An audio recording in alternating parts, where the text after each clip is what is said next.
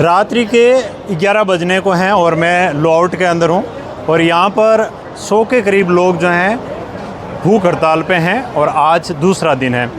अभी लोगों की तबीयत यहाँ पर ख़राब होने लगी हैं और बहुत सारे लोग जिनका बीपी अप डाउन है और कई तरह के पेशेंट हैं जिनको मशक्क़त की जा रही है कि उनको हॉस्पिटलाइज करें, लेकिन वो जाने के लिए तैयार नहीं है। सभी की एक मांग है कि भंवरी देवी के हत्यारों को जल्द पकड़ के सलाखों के पीछे पहुंचाया जाए। अर्धरात्रि के समय जिस हिसाब से इन लोगों की तबीयत ख़राब हो रही है, ढंग की ना तो यहाँ पर एम्बुलेंस है और ना ही कोई इस प्रकार का ढंग का स्वास्थ्य के लिए कोई सुविधा है।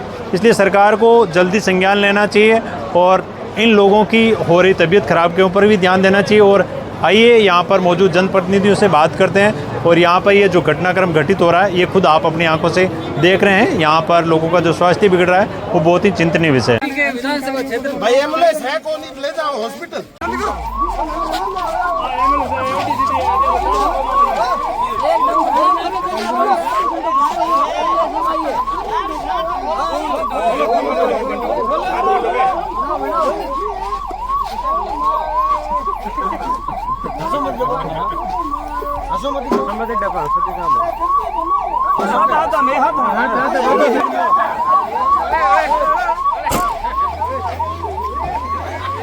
लोग आमरण अनशन पे बैठे हैं, भंवरी न्याय दिलाने के लिए बैठे हैं। सबके दिमाग में ये था कि हम अनशन जब तोड़ेंगे कि जब भंवरी को न्याय मिले और जिस तरह से वो अपराधी है वो गिरफ्तार हो। अपराधी गिरफ्तारी मांग लेकर के कृष्णाराम जी सहित 60-65 लोग बैठे, तो इनमें 3-4 लोगों की तबीयत अभी डॉक्टर ने सजेशन दिया था।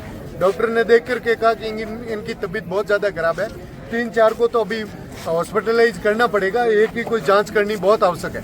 और डॉक्टर फिर इन्होंने जो पेशेंट थे इन्होंने मना कर दिया कि हमारा चाहे सांस चले जाए लेकिन हम एडमिट नहीं होंगे। हम सब लोगों ने, यहाँ के सब कमेटी के सब लोगों ने आग्रह किया, पहले सबसे पहले स्वास्थ्य की जरूरत है। हम सब लोगों की जिम्मेवारी भी बढ़ती है, एक नैतिक जिम्मेवारी है, चाहे प्रशासन देर दुरुस्त आए लेकिन हमारी भी जिम्मेवारी है कि इन लोगों का स्वास्थ्य का ख्याल रखना, हम लोग यहाँ इन लोगों का ध्यान रखना हमारी पहली जिम्मेवारी है। इस तहत हमने बड़ी मुश्किल से इनके हॉस्पिटल में कोई परिवार के लोगों के साथ भिजवाया और एक पेशेंट अभी और है, एम्बुलेंस 2 एम्बुलेंस गई है। उसके साथ भगवान से प्रार्थना है कि इनकी भी स्वास्थ्य ठीक हो और जल्द से जल्द अपराधी गिरफ्तार हो। इस लेकर के कितना ये मनोबल है, हम लोग देख रहे हैं। इस तरह का स्वास्थ्य बिगड़ते भी इन लोगों में एक कितना मन में एक चेष्टा है कि वो हत्यारा कौन है, गिरफ्तार हो, इसे चाहे हमारी जान भी चली जाए। अभी मेरे पास एक गैनाराम, पता नहीं मैं जानता नहीं, खाबड़े से फोन आया है, कोई चौधरी है, वो फोन करके कह रहा है प्रधान जी न्याय नहीं मिला,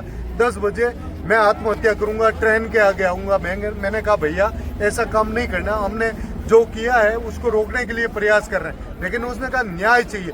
वो एक ओसिया बेटा घर में सोच रहा है कि इस तरह का यदि कोई हादसा हुआ है तो उसमें न्याय नहीं मिला। हम सब लोगों की मंशा है, मैं प्रशासन से बार बार आग्रह कर रहा हूँ, संवेदनशील तरीके से इनको तुरंत से तुरंत गिरफ्तार किया जाए और दोषियों को सलाखों के पीछे कठोर से कठोर सजा हो। ये हम सब लोग 2 दिनों से आप लोग भूख हड़ताल पे बैठे हैं और आज जिस हिसाब से लोगों की तबीयत खराब हो रही है और एम्बुलेंस में लगातार जो है पेशेंट यहाँ से जा रहे हैं, 70-75 घंटे हो गए हैं। 3 आदमियों की हमारी तबीयत खराब हो गई। अजय राम जी, नारायण जी और मनोहर जी की तबीयत ज़्यादा ख़राब हो गई है। उनकी शुगर कोई 350-400 डॉक्टर साहब बता रहे हैं। हमने सब ने, हमारी कमेटी ने, सब लोगों ने हमारे बहुत हाथ जोड़ के उनसे निवेदन किया, लेकिन हॉस्पिटलाइज होने के लिए तैयार नहीं है। बड़ी मुश्किल से सभी धरनार्थियों ने, सभी भूख हड़तालों ने हाथ जोड़ के निवेदन करके हॉस्पिटल भेजा है। तबीयत बहुत ज़्यादा ख़राब है, इसलिए मैं आपसे सुबह से ये मैं कह रहा हूँ कि अच्छा हमने किसी को स्वेच्छा से भूख हड़ताल कर रहे हैं, ये सब लोग स्वेच्छा से अपनी इच्छा से कर रहे हैं भूख हड़ताल। हम किसी को नहीं कह रहे हैं कि भाई आपको भूख हड़ताल बैठना है, सब अपनी से मर्जी से कर रहे हैं। हमने 2 घंटा सब लोगों ने मशक्कत की, फिर भी नहीं मान रहे हैं कि हमारा मरना मंजूर है, लेकिन मरेंगे। हमारी चिंता, आपकी स्वास्थ्य की चिंता मत करो, स्वास्थ्य की चिंता मत करो। हमने हाथ जोड़े, पुलिस वाले आ गए, उन्होंने समझाया, हाथ जोड़े, फिर भी लोग नहीं मान रहे। इसलिए मैं सरकार से निवेदन कर रहा हूँ कि किसी कोई पता नहीं क्या हो जाएगा। हम तो बड़े चिंतित है, इस बात को लेकर के चिंतित है। लोगों के स्वास्थ्य खराब हो रहे हैं, इस बात को लेकर। अभी तो कोई ज़्यादा 75-70 घंटे हुए हैं, फिर भी लोगों के स्वास्थ्य खराब हो गए। इसलिए आप सबसे माध्यम से यही कहना चाहूँगा मुख्यमंत्री जी आपके पास गृह विभाग है, इसका निस्तारण करें, भंवरी देवी के हत्यारों को जेल में डालें, तब हमारा सब भूख हड़ताल सीते लोग अभी करीब 100 लोग होने जा रहे हैं भूख हड़ताल के हालात। कई लोगों के ज़बरदस्ती भूख हड़ताल करने बैठ रहे हैं, मना करने के बाद भी लोग बैठ रहे हैं, लोगों का स्वास्थ्य खराब हो रहा है, इसलिए हम तो बड़े चिंतित हो रहे हैं। एमएलए साहब के साथ आमरण अनशन कर रहे करीब 65-70 लोग, उनमें से 5 लोगों ने, डॉक्टर ने अभी सजेशन आपके सामने दिया है, उनकी तबीयत वास्तव में बहुत ज़्यादा बिगड़ गई थी। हमने और एमएलए साहब ने बहुत आग्रह किया, लेकिन वो मान नहीं रहे थे। युद्धवीर सिंह भी साथ था, सारे ये कमेटी के लोग, सारे लोगों ने निवेदन किया। प्रशासन की पहली जिम्मेवारी होती है, क्योंकि जब धरना प्रारंभ किया आमरण अनशन के लिए, इन्होंने परमिशन लेके किया। इन्होंने बताया कि हम आमरण अनशन न्याय के लिए कर रहे हैं। हम लोग तो सोचें कि हम एक न्याय के लिए लड़ रहे हैं, और इस तरह की यदि हालत बिगड़ रही है तो हमने बड़ी मुश्किल से, एमएलए साहब ने, युद्धवीर जी ने, सारे लोगों, अजय जी बैठे हैं, भजना राम जी बैठे हैं, इन सारे लोगों ने बड़ी विनती की है, निवेदन किया है कि न्याय मिलेगा, लेकिन आप पहले अपने स्वास्थ्य का ध्यान रखें। डॉक्टर साहब ने स्पष्ट कहा है, ये 4 पेशेंट ऐसे हैं, इनको हॉस्पिटलाइज की बहुत ज़रूरत है, सबसे पहले हॉस्पिटलाइज किया जाए। 1 पेशेंट ऐसा है जिनकी जांच की जाए। उन्होंने तो कह दिया कि हमारा यहीं इलाज हो, तो फिर कोई सुनने वाला नहीं था। मैंने अभी यहाँ बैठे हैं, साहब ने भी कहा है कि आप कहीं से बात करें, तो कोई बात करें किससे?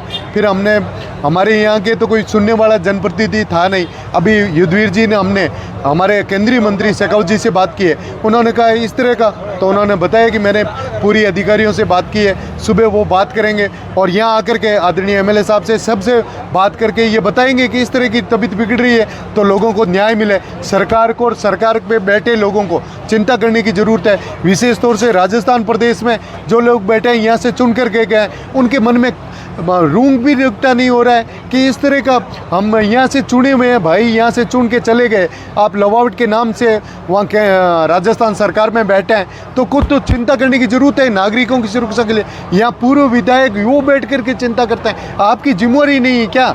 इस जिम्मेवारी के प्रति आपको भी संवेदनशील होने की ज़रूरत है। लेकिन हमने कोई, हमारी उनसे तो बात भी नहीं होती है, न हम बात करते हैं। लोग जो बात करते हैं उनसे कहा है कि आप भी बात कीजिएगा। न्याय की उम्मीद रखते हुए हम यहाँ सब लोगों के साथ खड़े हैं। बीमार हो रहे हैं, स्वास्थ्य ज़्यादा खराब हो रहा है, इसका निस्तारण तो सरकार को करना है। हम तो सरकार ले, बिल्कुल सही बात है। हम तो इसमें क्या कर सकते हैं?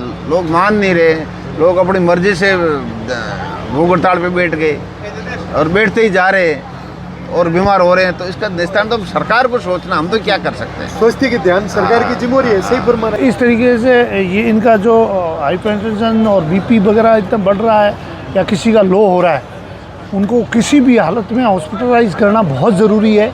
उन सभी ने मिन्नतें मांगी, अगर आप लोग अपना स्वास्थ्य ठीक रहोगे और न्याय मिलेगा तो आप पक्का जाओ और अपने स्वास्थ्य के लिए, इसलिए उनको सब जो बुलाई, उसके बाद में हॉस्पिटलाइज किया। सभी के कहने के बाद में वो गए, बड़ी मुश्किल से गए। और घटनाक्रम के मौजूदा हालात कुछ ऐसे हैं जहाँ पे सरकार और प्रशासन को जल्द कार्रवाई करनी चाहिए, और इन लोगों को जो ये परेशानियां हो रही हैं, और ये कोई अपनी मांग को लेके यहाँ पर बैठे नहीं हैं।